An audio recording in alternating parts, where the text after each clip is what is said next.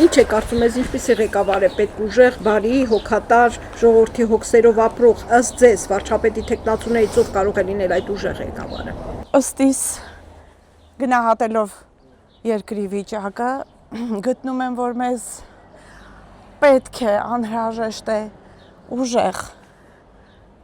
ամենակարևորը հայրենասեր, զարգացած բոլոր առումներով այնպիսի ղեկավար, որը փորձի երկիրը պահպանել սերունդների համար առավել արժեքներով, ոնց ունեցել ենք, այլևս կորուստներ չտվող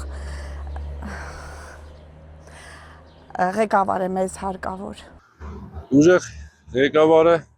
իմ կարծիքով եմ ասում, պետք է ամենակարևորը անսասան պահի մեր երկրի սահմանները ամրացնի, ամրաշինություն տա։ Ես առես պահին այտենց ասեմ, կսատարեի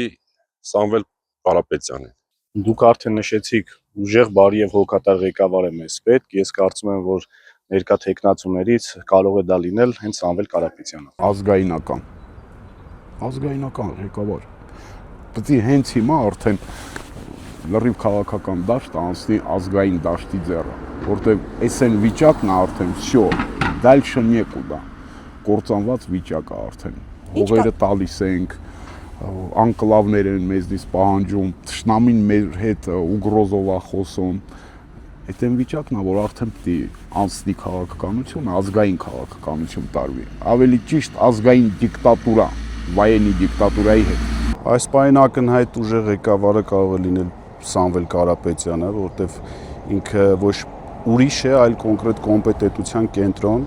եւ իր ազնվությամբ եւ իր կատարած աշխատանքներով ես վստահ եմ, որ նա ապացուցել է եւ կարող է եւ հնարավոր է շատ, որ ինքը այս իրավիճակից կհանի մեր պետությունը։ Ուժեղ, բարի, կամեցող, խելացի, բանիմաց եւ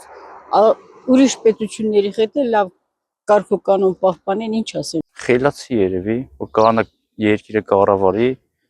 առաջնային հերթին։ Իհարկե ուժեղ։ Որտեղ որ ես Հայաստանը տեսքի բերի էլի, թե չէ տեն ժողովուրդը հաստատ չի կարող ապրի։ Շնորհակալի Սամվել Կարապետյանը, տենց կասեմ, չեմ կարող հաջողություն լինի Սամվել Կարապետյանը։